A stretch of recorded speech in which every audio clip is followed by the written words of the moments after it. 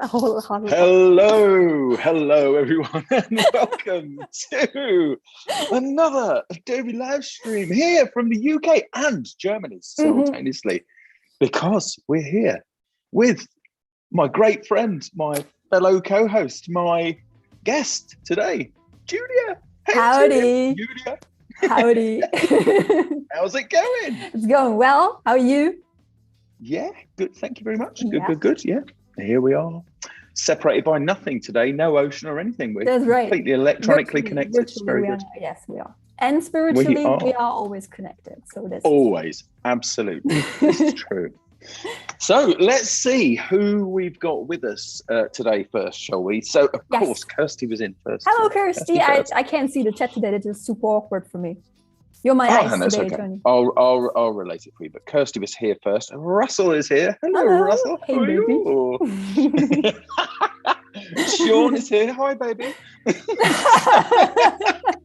Linda's here. Oh, we've got Andreas. Guten Tag. Hello, Andreas. Jackie's here. Hi, baby. Happy Monday. Angus is here. Hi, baby. Hi, Mom. Caroline. Hi, baby. We've got so many people. Hi, baby. Hi, Oliver, baby. Hi, baby. Michelle is here. Hello, darling. This is awesome.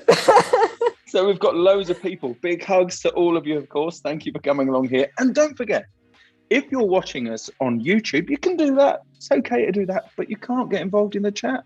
Right. You'll be looking for it. It's not there. It's not there. It's here on behance.net/Adobe Live. That's where you'll find all the good chat stuff. So Julia.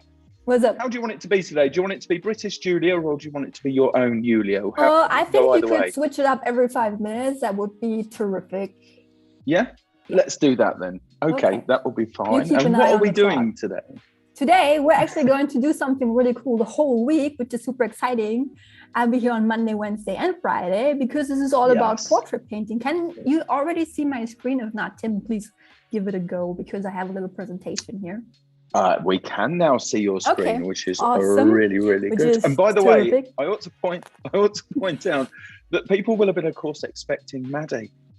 But unfortunately, Maddie has got stuck in some of the horrendous M4 traffic, making her way home from a meeting. And so they phoned me up and said, Tony, can you dive in? And I said, no. And then they said, we'll give you money. And I said, okay. No. So they were. That's fine. So, right, let's go. Well, I'm actually glad you get money for all this. That's cool.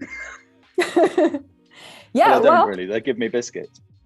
That's all. That's the same, basically. For me, it is. Yes.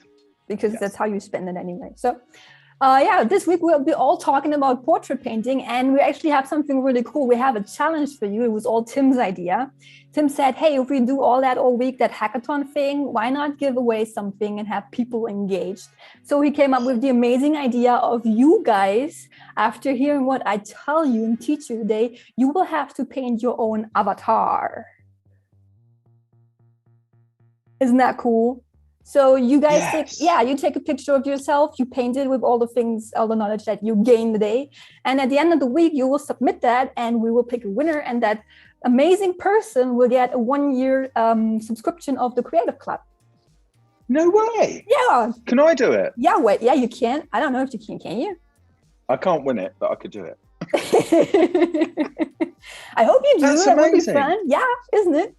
Yes. Yeah. So that's what we're going to do. So my plan for the day actually is to support you with that. And my plan is to confuse everybody who's watching as much as possible. And when the stream is over, I have lunch.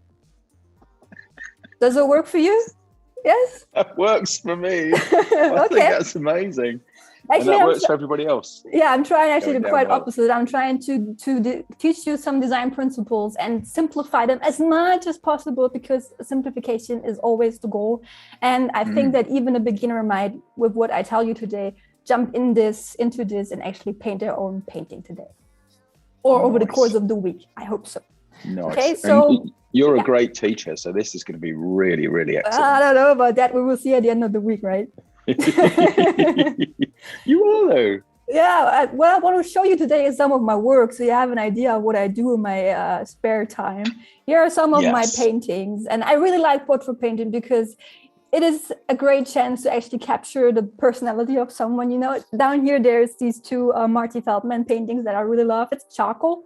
So not all of my paintings are digital. I really like charcoal. And Tony, you know that my favorite piece of charcoal is the chunky, wait, what was it? The Creta color. Deep, super black. Creta color chunky charcoal. Yeah. It is like you paint a hole in the wall. It is so cool that you can go so dark. So super black. Yeah. What else do we have here? Here's some more. There are some pencil drawings. You can already see that even with a really dark pencil, you can go as dark as with charcoal. So, but I don't want to actually limit you to a medium. You're free to use whatever you want. You can go digital or pencil or charcoal, whatever you like. And as one of my teachers always used to say, if you get the fundamentals right, you can draw or paint with dog poo on a stick. So this is what this is all about. So you're free to choose whatever you like. And what I'm going to do today is actually teach you these fundamentals so you're good to go. Okay? Awesome. So let's talk about the fundamentals. What are they, right? They are actually our visual tools. So they are the principles of design, and they're basically for portrait painting: shapes, value, and edge. And there's a fourth one, which is color, and we're not going to touch that today because it adds a whole level of complexity to the whole subject. And since this is supposed to be a beginner workshop, I actually want you to stick with the free fundamentals in the beginning, and just don't think about color. We keep it black and white, and this is actually already enough to confuse you as much as possible. So the problem with all these fundamentals is they are so incredibly complex. And Russell and we started watching this old Kung Fu show on Netflix or on Amazon Prime, I think. You know, the old show with David Carradine. Yeah. And there's this, exactly. And there's this old guy in there, Master Po, who always has the most fundamental, crazy wisdom that sometimes we sit on the sofa, we look at each other and we're like, boom, wow, that guy is right. Yeah. And that's why he will come in today. Whenever we stumble upon complexity, he will come in and he will actually teach us that the solution is always basic simplicity. Mm-hmm. Yes. Okay, so the plan for the day is actually, we're going to talk about each and every single one of those. Then with Master Po's help, we're going to simplify it. And then I already provided you with an exercise file that will actually give you the opportunity to put what you learned today into practice. So at the end of the week, you will be golden to actually paint your own portrait. It's an easy step-by-step guide that I hope that I can give you today. Before we step into each of one of them, I want to tell you what they are actually good for. So shapes, you don't know what it is yet, but shapes are very important to catch the likeness of a person. It is the proportion of the face and the composition. So if you get that right, you will be able to say, that guy on that picture, that's Tony, and that's Tim, and that's Kirsty over there. So value is really important to get the realism in a painting. It is the most important aspect to make something look realistic. And edge, even though you don't know what it is yet, it's good for style, to convey a three-dimensionality and visual interest to the image. So that's a little, sneak peek for what you're about to experience soon. Cool. So let's take a look at shapes. What are shapes?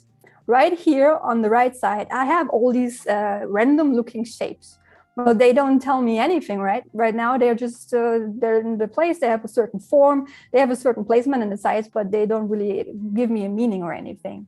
But proportion is actually the relationship between shapes and the right placement and size. So watch this. If I actually put them in the right relationship to each other, like this, you get the idea that everything in a painting, in a portrait, is actually shapes. And it is the basis for a very good painting that will look like the person you're trying to capture. And one thing is, the more accurate you are in capturing these shapes, the more or the greater the likeness will be. Now, it's not a goal. You don't have to get that, but that's the concept of it. You don't have to get every painting to look like the original. That is not the goal, okay? The goal is always to enjoy life and have fun as a painter. So what are shapes? And I already spoiled you. Forget about that. Look at that image right here. This is a nice photo of a lady, but there's just so much going on, right? This is complex. How am I supposed, what in that picture is actually a shape and what is not? Is her hair or the background or her right nostril or her lips or all together, is that a shape? How do I capture that? So we ring the gong right now and Master Po will come in and he will say something cool like, divide the picture into light and dark and voila, you will have the shapes. So, oops, wait, my zoom doesn't work. There we go. This is actually the basic structure of your portrait, right? The lights and the darks. So imagine you're standing on a mountaintop and you have your brush ready on your canvas and you want to paint, and there's a crowd of 10,000 people standing in front of you, and they are all yelling at you. They all have different bits of information and messages they want to tell you. They're distracting. They want to grab your attention. That's what it's like when you look at a photo reference. There's just so much going on. So we want simplicity. And we do that by asking them, wait, hold on, just quiet everybody, please. Is there any message that you guys have in common when you talk to me? And then you will listen to them and they will say, yeah, we over here, we're all talking about darks and shadow. And these guys over there, they're all talking about light. So you say, that's great. You guys get over there and you guys go over there. And we actually have the solution, right? This is cool maths. You broke down a crowd of 10,000 people into 2, black and white, for right now. So how are we actually going to capture that when we look at a picture? And wait a second, here's my example. This is a picture of a soccer ball. And if we want to find the lights and the darks in an image, we have to think in 2 different ways. There's light and dark, and there's light and shadow. And you might say, hey, what's the difference? Aren't shadows dark? Yes, you're right. But for painting, we actually want to put them in 2 different categories. That's really important. So light versus dark actually means, wait a second, I'm getting lost in all my slides. Light versus dark means the local color of an object. So this ball has actually 2 local colors. It has a pattern. It has a dark pattern, like these little, what do you call them? Pentagons. Pentagons, and you have the white around it. So this is the light and dark of the ball, the local color of an object without shadow and without artificial light. Its true nature of color. So like my hair is dark, my jacket is dark, that chair behind me is white. That's its local color. This is light versus dark. So if I would like to paint them in here, we have the shapes of dark right here. So if I actually hide that picture for a second, you see, oops, spoiler, this is the shapes of the darks in the image. It's not the shadows, it's just the darks. And we want to keep them separated for now. So what about the shadows? There's something that you have to remember, and it's really simple and basic. There are only 2 kinds of shadows in this world. And it's that simple. There again is Master Po, and he says it's that simple. There are only 2 kinds of shadows. There are form shadows and there are cast shadows. So what's a form shadow? If you look at my face, or better look at the ball because it's already there. You have a bowl, it's 3-dimensional, obviously it's a sphere, and light is hitting it from a certain point. But light, since it's traveling straight, can only reach a certain part of that object. And wherever the light is not hitting it, it turns into shadow. So this is shadow over form, and we call that a form shadow. Now there's a different shadow, it's cast shadow. And then if I have a light source and I have an object between me and the light source, it starts casting a shadow like the Death Star, you know, it will cast a shadow on my face, and that's called a cast shadow. So it's actually caused by an object between me and the light source. So if we actually look at that ball, we have both shadows in that painting here, or in that photo. We have the form shadow of the ball right here, and we have the cast shadow of the ball that's going between the light source and the floor that is right here, and we want to merge them together. And if we hide that image, you can see these are our different shapes, dark shapes and shadow shapes. And if we actually merge them together like this, you can see there again is the basic structure of our picture, of our image. And I would like to show you how that works on a portrait right now. So, oops, let me show you this. I already have a layer right here. So look at her. What are actually the darks in that painting? And I'm going to get a little pen here. Let's see. Raise the flow up right there. That works. Okay. So let's look at her and let's see what are the darks in her face. that would be obviously her dark hair, right? And I make that really quick just to show you the principle. It would be here and here and here. And obviously her eyebrows are dark, right? They have a dark local color. So that would be a shape right here, there, around her face, right here, dark hair. Notice I'm not taking the shadow right now. I'm just taking the shapes of everything that has a dark local color. Right here, over there, down here, boom, boom, boom. And I'll make that really quick and dirty right here. And this around her shape, a face, and her eyebrow. What else is dark? Obviously, her pupil is dark right here. Also, her eyelashes are dark. The other pupil right here. And since that lady's wearing lipstick, and obviously probably a dark red or something, her lips are dark too. So this is all the basic shapes of the darks. If I hide that picture right now, these are all the darks in the picture. And that's important that you remember that you not only capture the shadows, but you also keep the local colors in there, okay? So next I want to show you is, where are the shadows in the picture? If I hide the darks for a moment, where are actually shadows in here? And I change the color so you see the difference. There's a shadow right here. And this is a form shadow. It appears because there's light hitting her face, but that plane of her cheek is facing away, not enough or enough to not catch light anymore. So it turns into a shadow. Now here's that other kind of shadow that we talked about. This is a cast shadow. It's right here, and it is here because her chin is casting a shadow on her neck. These are the two different kinds of shadows that we see on a soccer ball, and we see that in a face or in the human anatomy. Okay, there's more here. There's one cast shadow right here underneath her lips. There's also a form shadow on her upper lip, but I don't have to paint that in because I already captured the darkness of her lips in the darks. So there's more here. There's more here. All these are cast shadows and form shadows.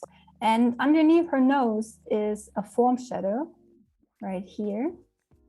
And it also includes the nostrils, because the nostrils, the darkness in the nostrils is actually a cast shadow. It is the nose itself casting a shadow to the inside of the nose. That's what it basically is. And there's also a little one right here in the corner of her nose. So if I hide the picture for now, you see these are actually the shadows here in that picture. There are also shadows in the big shapes that we already captured in the darks, but we don't have to draw them twice, right? We just want to get the overall construction of the picture. So if we merge them together, that is actually what we will get. And that's all you need as the first step of your painting. It's really, really simple, and you can go a long way if you capture the shapes right in the beginning. All you have to do is look at the darks and look at the shadows, understand the difference between cast shadows and form shadows, and capture them in your block in. So let's actually do that. Since you don't always have a reference image in front of you, sometimes you have a reference image, sometimes you actually have a model in front of you, and sometimes the reference image isn't in your file, it's not digital or anything. Maybe you're painting on paper, so you can't actually trace that. There's nothing wrong with tracing, especially if you're a beginner or you want to check proportions, it's totally fine. But for this instance, it is important that we actually learn to capture what we see here without using it as, what do you say, the tracing image. So what we're going to do is actually blocking that in. And there's something that's really important that might be the most important lesson. If you take anything away from today, this is the most important thing. And not every person, even the big masters, haven't accomplished that. And that is not to beat yourself up. That's the most important lesson I can tell you today. If you beat yourself up, you will never have fun. And if you don't have fun, you will not get better. And since life is all about enjoying life and enjoying yourself, and as an artist, this is the most important lesson. Be kind to yourself. Nobody, not a single person on the planet, I am absolutely sure, will always get the block-in right in the beginning. Nobody does. Even a person who's done 1 million block-ins in their life, because we're humans, we're not machines, and this is not about perfection. This is about capturing an idea that will take you to the next level. So let me show you what I'm going to do here, I actually paint that in with the black, and I'm just looking at that right now. So what we're going to do is we go from big to small. You always want to go from big to small. So I would say this is the top of her head right now. And I don't even expect myself to get this right, especially because I want to show you something else, but just because I know I won't, there's no way. I just can get a starting point, and then I can actually go from there. That's all I need. Yeah.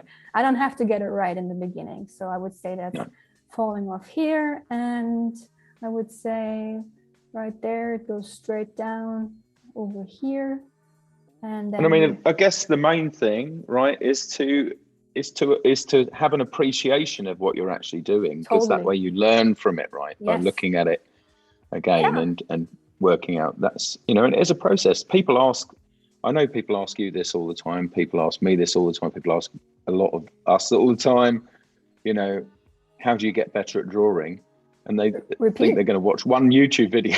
Well, with you, yes. But by doing it, it's the thing, right? Doing it and realizing where, you know, how you're actually doing it, and then adapting. Exactly.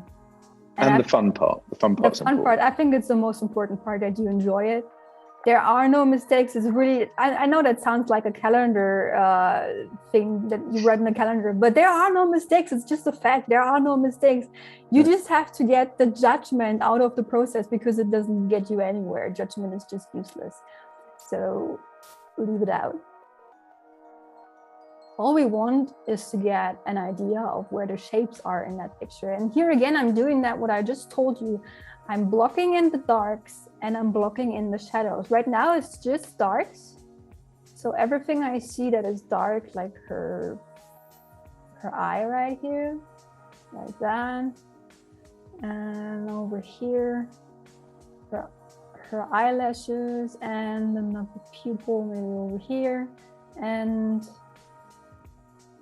just fill that for a moment. So I have one of your originals hanging in the studio next door. So I'm in Studio B today, and in Studio A next door, there's a Batmobile that you did for me. Yeah, the Batmobile. That was charcoal, right? I love that thing so much. I'm glad. I had a lot of fun with it.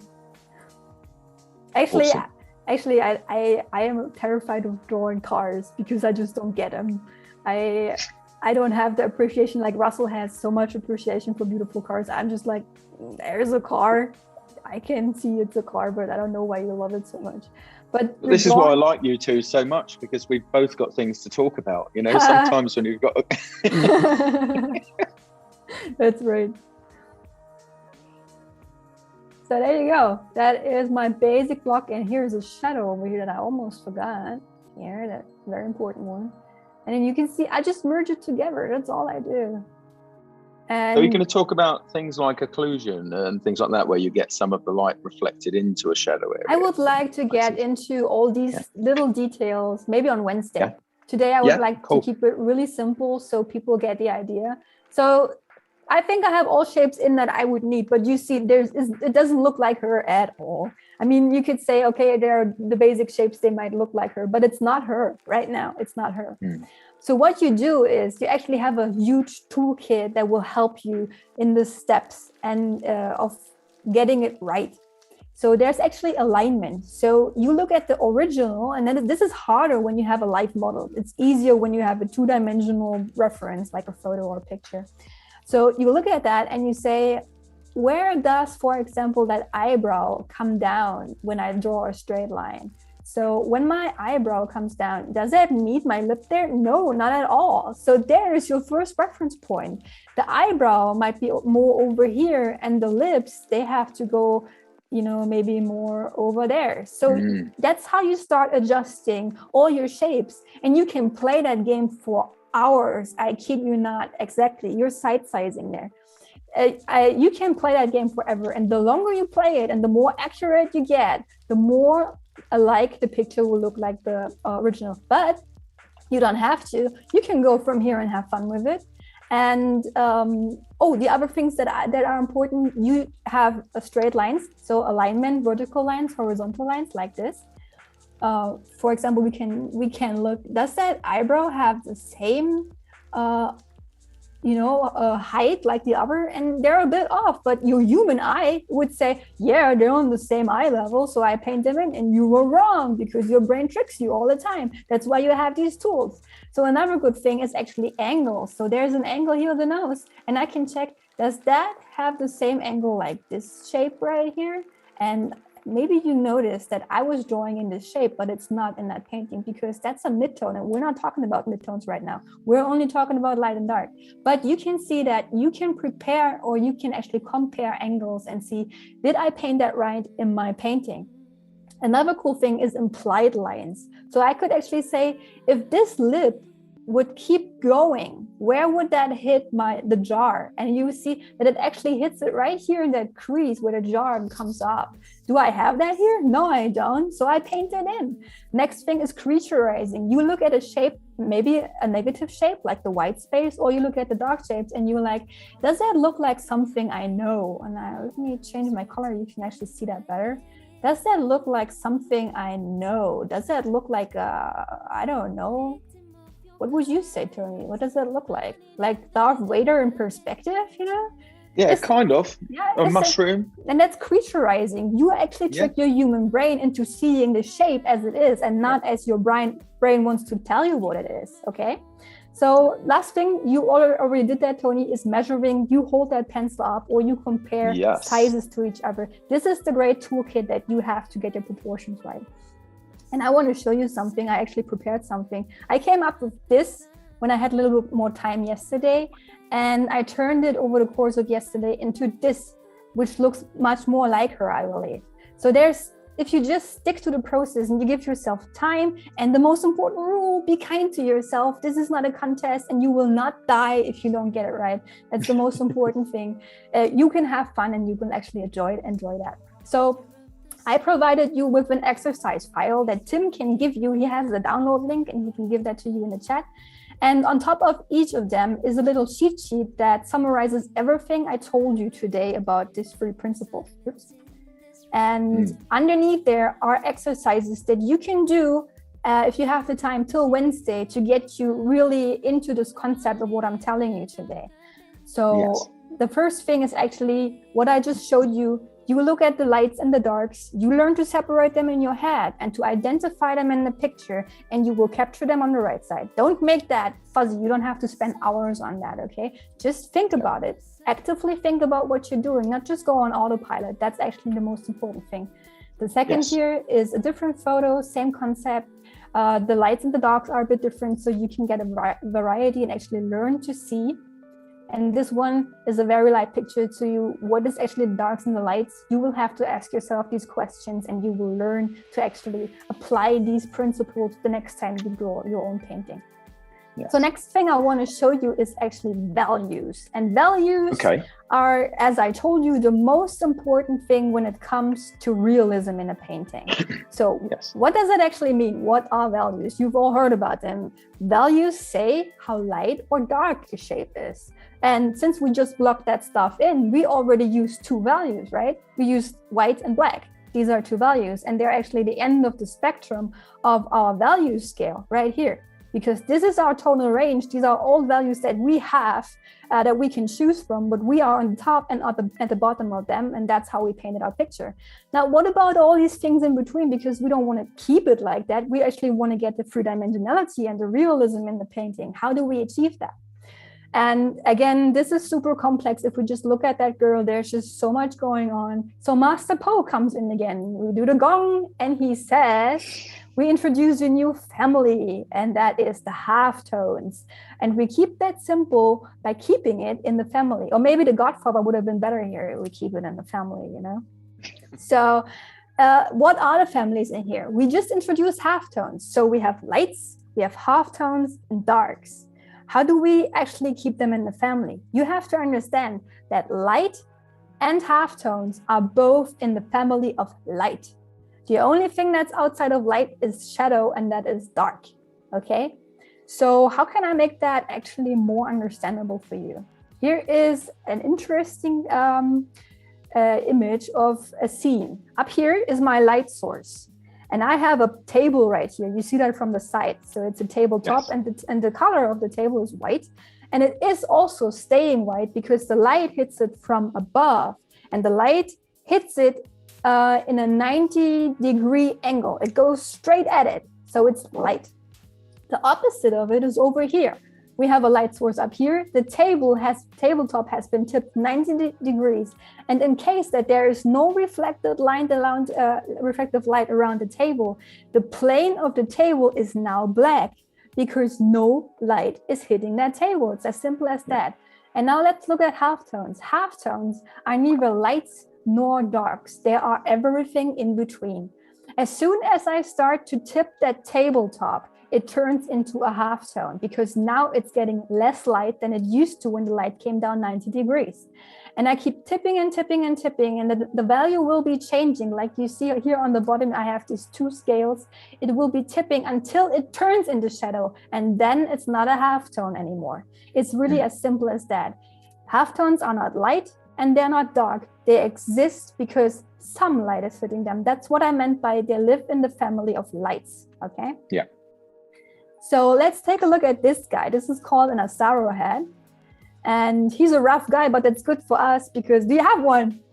Yeah, I've got one right here. Do you want me to get it? Yeah, of course. That's pretty cool. So he's a rough guy, but it's good for us because we can see all these very obvious planes of his head. Perfect. Awesome.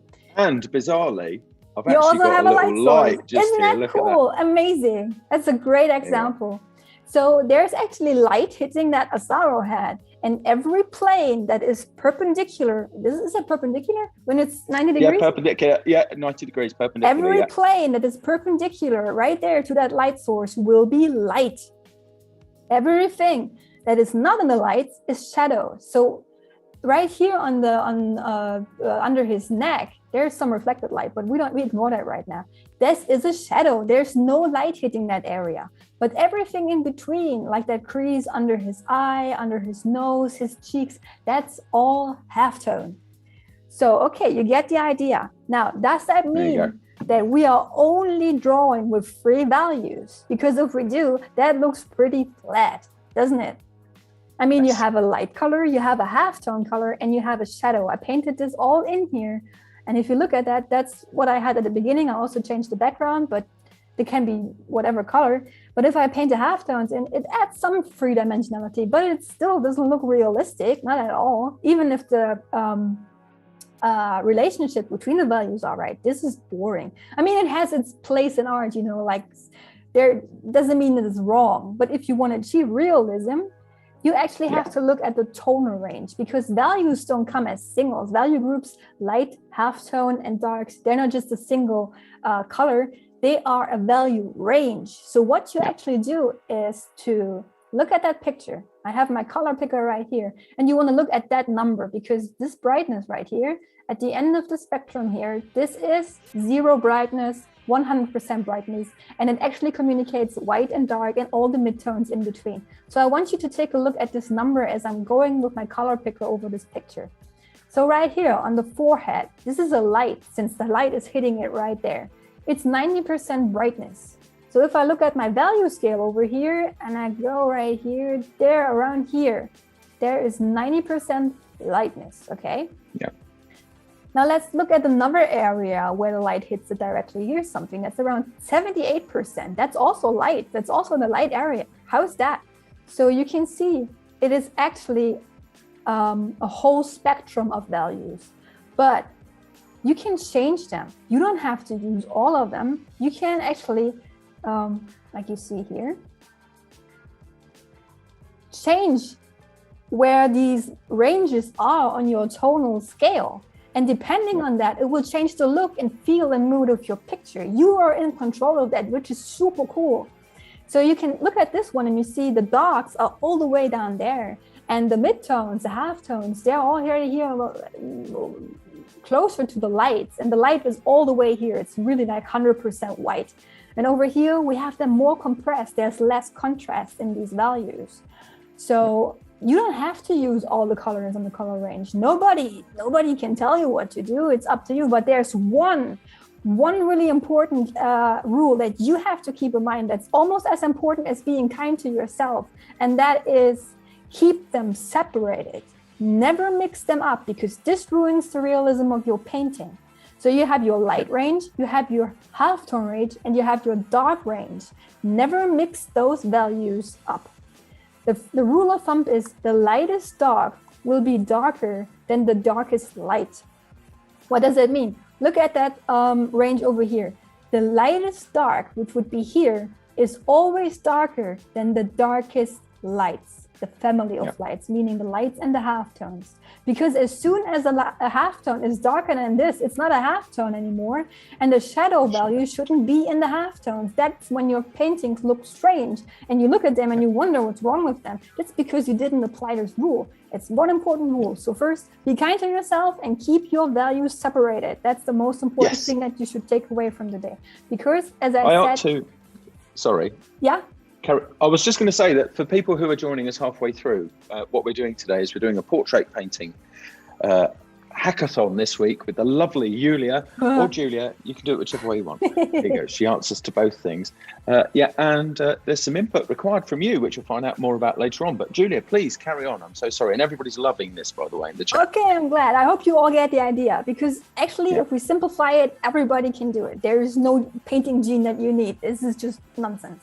Okay, so as I said in the beginning, values are the most important concept in realism, and realism is achieved by capturing the right values and their relationship. It is not detail, it is not edges, it is not proportional color. You can mess all these things up, but if your values are right, it still looks pretty cool. Okay, so that's what I want you to take away from the value class. So take a look at my exercise file that I have for you. Again, up on the top, there is a cheat sheet for you. You are supposed to read that first, because you should remember what I just told you. There's a summary right here. And then we go into the exercises, which is something that I actually just said. Doesn't that look funny? Just painting with 3 values. Yes, this exercise is actually what you're supposed to do here. You pick one light color, you pick one halftone color, and one dark value, and you start painting, blocking in this picture over here. That's all you have to do. No value range, just 3. So you can understand actually the concept of where these values belong in the painting on which shape. Okay, the next exercise is a bit more sophisticated. That's when you're going to actually choose your value range. So you change the width of these squares and tell yourself, if I paint the lights, I only use these colors in this box. If I paint the halftones, I only use these values. If I paint the darks, I only use these, and I don't get them mixed up. Okay, that's the most important thing. And down here, you can just go crazy. When you understood everything I just told you, you will have fun with this painting right here. So the last concept that is, in my opinion, one of the most fun ones is edges. Edges are just funny. Okay, so what are edges and where are they? So where do edges appear? We ask Master Poe, and Master Poe says, well, grasshopper, edges appear where shapes meet. We just had that, right? We just talked a bunch about shapes and values. A shape does exist because it has a certain value. Where a shape changes its value, it's turning into another shape, because if they had the same value, they would be one shape. Now get that. Wherever they meet, because there's a value change, there is an edge. That's where edges live, and that's pretty cool. So there are actually 3 different kinds of edges, and that's fun because you are really able to control this stuff, and it's fun to control it in their painting because it gives you so much power of where the viewer will look and how 3-dimensional your picture will be. So we have hard, soft, and lost edges. Now let's take a look. What are they good for? Hard edges, obviously, they're good for high contrast. So if you want someone to look at a certain point in your image, you bump up the contrast in your edges, because it says this is laser sharp. Because even if you look at me right now, my camera and everything in the back is just blurry. That's how the human mind works, right? That's how the human eye works. So if something is actually out of focus and blurry, I don't pay that much interest in it, because the interest is going where the contrast is high. So it draws the viewer's eye. Soft edges can be a visual relief, and they show depth, because when two shapes meet and they turn into each other, that's actually also how you actually convey a formed shadow. It's the values are changing over the form. It's a soft edge.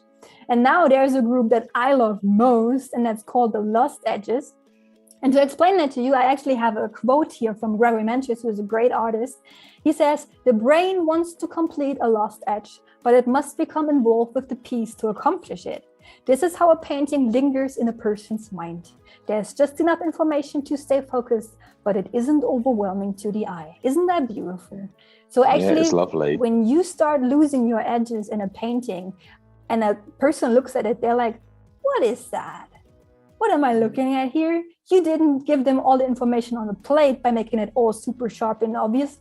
You give them some misery, not misery, don't give them misery, give them mystery in the painting. Make them go, what is this? What's there in the shadows? What is that? And that is actually when there's a lot of interest coming to your painting.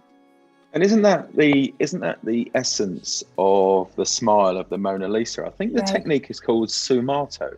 Okay. I think that's the technique, and that's where it is. Those lost edges around the corners of the mouth. That is interesting. That smile its character. I'm pretty sure that's right. But I was kind of hoping you were going to jump in there and tell me. I'm sorry, I've never heard of that before, but it sounds super interesting. Sfumato, S-F-U-M-A-T-O, I think. I think that's right. Sfumato. I will look that up. That sounds cool. Yeah, I'm going to Google it now. Okay, go for it.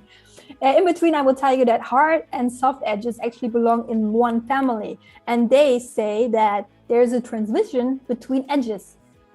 There's one value of a shape, and there's another value of a shape, and they meet, and they are distinct from each other. There is an edge. It can be hard, but it can be soft, but there is obviously a difference here. Whereas in lost edges, it all merges and blends together, and then that's when it's get really interesting for the eye and for the viewer. So what's also important to say that hard and soft edges, they exist on a spectrum. There's not just hard and a little bit soft. There's a lot of fuzziness in between going on there. You can have a firm edge and you can have a really, really soft edge. It's all up to you. You are able to control that, and it brings great joy to the painter. I kid you not. So let's right, by the way. There you go. What does it say? Sfumato. I'll write that down. And the technique of allowing tones and colours to shade gradually into one another, producing softened outlines or hazy forms. Is that cool? And the chat are also Googling it at the same time. Sfumato, yeah, that's it. That's cool. I remembered something from college. That's awesome. Great work. Yeah, I think I actually use sfumato here in my painting because there's a lot of lost edges right here. And you can see that's actually something where you go, what's in the shadows there? There's some mystery in there, something that makes you wonder, that makes you stop, and your brain wants to get the information, but it's not there. So it's trying to get the information itself. And that's how you actually get the attention of the viewer. So that's it for edges. Let's take a look at the exercise that I provided here. Again, up here is a cheat sheet, and it tells you that. These are great, by the way. Oh, thank you. Absolutely great. So there's this cheat sheet, and it says your free edges, what they're good for, what the difference is. And your first exercise is going to be look at the great masters and identify their edges. So in this folder right here, there are 4 different paintings by Zorn, Monet, and Sargent. And I want you, with the knowledge that you have now, that there are 3 different edges, to look at them and find them in the picture. Look at the different paintings and see if you can identify the different kinds of edges. Where did the artist use them and what effect does it have? Do different kinds of edges lead your eye to where the painter wanted you to look? So there are really beautiful paintings actually, and you can train your eye by identifying them in the work of great artists. So for example, this picture right here, you see all the shapes up here in her hair. They are there, but they're not super sharp because Sargent didn't want you to look there. He wanted that you look the lady in the eye because that's the most important part of her face, and that's where the most interest is, okay? And the next exercise, which I think is most fun, is you are going to create your own edges, and it is super fun, depending on the medium, but it's always fun. It might be different, but it's cool stuff. You are provided with all these little blocks of color here, of value, and you're supposed to use either way, the brush, different kinds of brushes, just try yourself out, and also try the Smudge Tool to create different brushes. And you can also try to create a hard edge and turn it into a soft edge. You don't always have to settle for one edge. They go together very well. So try to go from a hard edge to a soft edge to a lost edge and see how that's changing your the visual interest of the image, okay? So here's actually a great example. That's when you can really go crazy. I had provided you with a little picture of a sphere over here, and I used the cutout filter in Photoshop that will reduce it down to a couple of values and make the shapes really simple. And I actually myself tried with the Smudge Tool to change, right here you can see that, change the edges of that object and try that out. Try how it's changing the visual interest in the image. You can tell the viewer where to look, because you see this image is telling you a completely different story than this one here. And it's actually, you as a painter can say where there's importance and where there's not. And it just adds a whole dimension of style and expression to a painting. So these are the 3 fundamentals. I also have an example here of a portrait, so you can also try that there. And I provided you with an example there. I also used the Smudge Tool. This came from this. All I did, and you see how important it is to get the values right. The values are the most important thing. Then you also have the proportion and the shape, the actual shape of the shapes. But as long as this is right, you can play with your edges as much as you want. And I actually have a lost edge here on her neck. I said there doesn't have to be an edge that tells you that there is a highlight here and there's the background. I merged them together, so actually the viewer is lost there. There's a lost edge. But it will be found when you go up into her ear, and then you see that all the sharp edges that I left are in her face, in her eyebrows, her eyes, and her lips. That's where the most important thing is. That's where I want you to look. And I think that's a really cool, interesting exercise, okay? It is.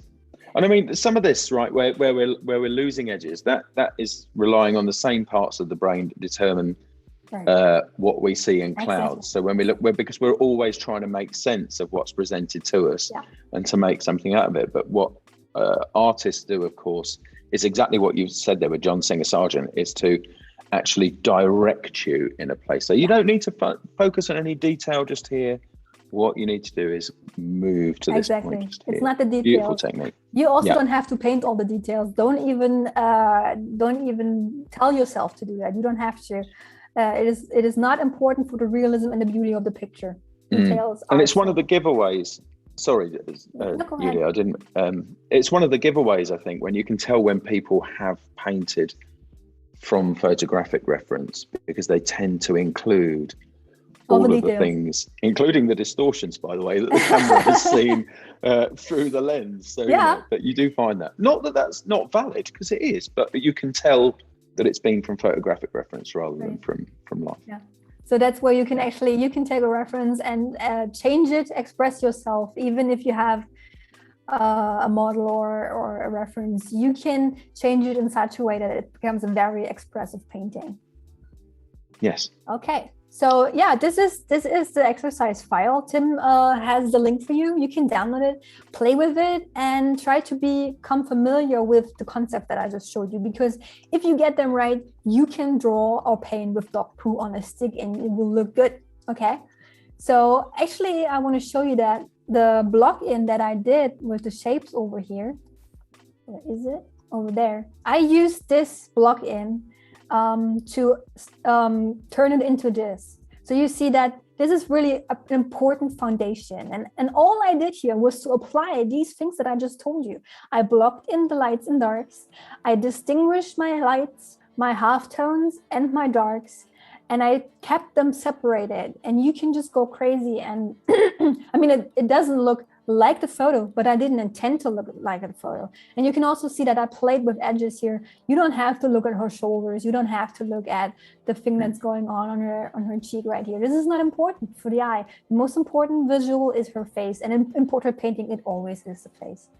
So yeah, this is the most important fundamentals that you can get. Now let's talk a moment about the tools, because I suggest that you are going to paint in Photoshop.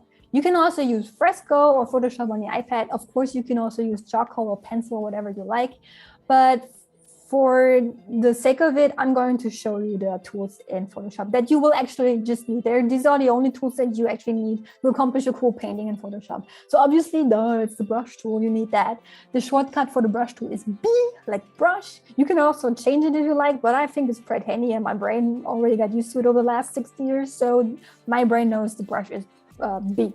So the eraser tool is E. And the cool thing is that if you have a brush selected, and you guys who have an American keyboard and you actually have the tilde key on your keyboard, I don't because I have a German keyboard, when you have the brush selected, you can just press the tilde key and it turns into an eraser. And it keeps the brush settings, which is super, super handy. Now, here comes the Smudge Tool. I didn't find the original icon. I hope you guys don't feel offended. This is all I have to show you that this is the brush tool. The Smudge Tool is actually over here, right there, Smudge Tool. And I apply... It's a very subtle modification, that is. You know. But it's anyway, a smudge moving tool. on. I smudge like that. My middle finger has the most power, so I smudge with it. So it doesn't have a shortcut by nature. So you can go into your preferences, go to keyboard shortcuts, then go to tools, and you find it. Oh yeah, because I mean that's usually attached to the history brush Y and the art history brush, and of course you don't. I don't need that right now. No, that's right. Yeah. Change it for something you do need. Yeah, good one. And the I is right here under my fingers when I have my hand on the keyboard. So this is actually really handy. So I go with Y. The lasso tools, of course, they're important to block in shapes, to change shapes, to select something. So it's L, but look, watch this. If I press L over here on my tool panel, you see that it's the magnetic, the polygonal lasso, which is cool too. It is super handy too. I would think you need the lasso tool and the polygonal lasso tool. But if you want to change between them, you have to press, what do you have? Shift. See? Shift L. Shift L will cycle you through. Right. Yeah. And that's cool. It's same with the gradient and the color filler here. You do that all the time. So you also need the eyedropper tool, which is I for eyedropper. And when you have the brush selected, just click your Alt key and it will take you right there. It's like a shortcut, like a tunnel to another dimension. You can use that. And you also need the color window, which I think is really important. And it doesn't come with a shortcut either. So what I did is actually go to my keyboard shortcuts, and it's a bit hidden. It doesn't have an icon. That's why people might think there's actually no shortcut to that, but there is. And it is called Foreground Color Picker. If you change that, and watch this, I just have to press C and my color window comes up. Okay, I don't have to always, I have to change my video panel. On the German keyboard, do you not get the dynamic HUD picker? On a HUD yes, picker, I do, but I find that thing hard. That is like, that is just like, I'm trying to use it, but it just breaks my brain all the time. C's just there it is, you know. Yeah. But you're right. No, it's all good. No, it's good. Can you tell me the shortcut again? Can you tell the people what it is? Control Option Commands, or Control. So 3 keys down, and then when you click, it should give you the picker. Wait a second.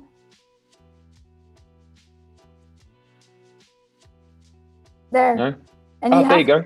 You have to move the brush too. So you have the brush selected, you click Control Option Command, and then you have to move your brush. Yeah. And yeah, you can have it as a wheel as well if you want to. But I mean, to be honest, your tip of just tapping C for doing that, if you're not planning, and you can always save these as part of a layout, right? Because if you change your keyboard shortcuts, you can make them part of a workspace and use it that way. So I think is a great shortcut. I actually have that. I have that window workspace. I have portrait painting here as my own workspace. And what you also can do is you can just get rid of all the things that you don't want in your tool preset. And I have that too. I have one called portrait painting. So you see, now it's reduced to all, whoops, I didn't confirm, wait a second. Add a toolbar, load preset, digital portrait painting done, and now you see it's reduced to all the tools that I just showed you. You don't really need any more. And if Photoshop, you know, it can be daunting and a little bit complex if you're starting out. So it would be cool actually. You just the way you do it is you go into your edit toolbar options right here, and then you pull them over and out, whatever you like or you don't like, and then you save that preset. That's all you have to do. Tim, by the way, has just thrown you an extra tip. Yeah. Tim with the tips, and Tim has said, pinky on the control finger, ring finger on the option key, middle finger on the command, right? And then put your index finger on the space bar and it freezes the HUD in place. And that's why I get arthritis, that's the problem. That is just, yeah, you're right. That's cool. There you go. But I really tried to bring that into my workflow, but I forgot about it. And I think it's just because it was hard. He also added in, or just do what you were doing already. Yeah, right. Good. I can keep it like that. Yeah. One last thing that's important with the brushes, they all have, with the tools, they all have modifier keys. So play around with them. On Mac, it is Command Option Shift. On computer PC, it is Control Alt Shift. So that's every brush or eraser tool or anything actually has some hidden features that you can use. Like with the brush, if you keep painting and you want a straight line, you press Shift, right? And you have a straight line up, down. That is pretty cool. That's good when you're starting to do the block in. That's helpful. Also, when you just want to connect a paint or two dots with each other because you want to draw a line between them, you make a dot, then you hold the Shift key and press again, and it just connects the two dots. So that's all that the Shift key gives you with the brush tool. It's really important that you try out and get familiar with them. Now, something else that I want to show you is, and that might be the last thing, is when you have a brush and it has an icon, it has this little icon here. Maybe you can see this one has a smudge icon, that finger, and this one has the eraser icon right here. I can't use them as a brush, and that sometimes is really sad because sometimes you just have a great pencil there or a great smudge tool and you would like to use it as a brush. So you actually select that, then you go to the plus and you say don't include the tool settings. You click OK, and then you see you have that same brush without the icon, and you can now go to B with brush and paint with that. And that is a really important thing. But what's also important to know, it doesn't capture the settings like the flow and the opacity. If you enter this brush, it is like a blank page. It only tells you the shape of the brush and some dynamics, but flow and opacity, you have to set that for yourself. That's when sometimes people get confused because they said, I used that brush before, but it doesn't work anymore. Something's broken and they're clueless. It's because the settings weren't saved and you have to get back to like changing the flow. And I think the flow is sometimes the most important thing when it comes to brushes. And you're like, it doesn't work anymore. Or this icon here, that means that the opacity is handled by the pressure of the brush. You wanted to paint a nice black shape and you have that on. Unless you press really hard, there is just grays and whites and you don't get your blacks because you have to turn it off and turn it on to 100% opacity, okay? Okay, so as I said, that's it. These are the exercises. They are your cheat sheets. Download them, play with them. And on Wednesday, you will actually see me and Tony again, and we will start drawing a portrait with the principles I just told you today. Okay, so get yourself familiar with these things. Try the exercises. And if you have questions, on Wednesday is the best time to ask them because you have time Wednesday, Thursday, and Friday to submit your work and win this 1 year of subscription of Creative Cloud. That's amazing. Thank you so much, Julia. That's been a really, really good stream and so well prepared, I hasten to add. Really, really good. And I think Tim's going to add a link where you can download the stuff. I think it'll probably be in our Discord, which of course you can join. You can come along, join our Discord, do a bit of chatting with people. We love that. We love the chat. So no, that's all good. I am very much looking forward to spending 90 minutes with you on Wednesday for more stuff. I love your work so much. But thank you again, Julia. Thank you everyone for joining us, and happy Monday. See you on Wednesday. Take care now. Bye everybody. Bye. Be kind.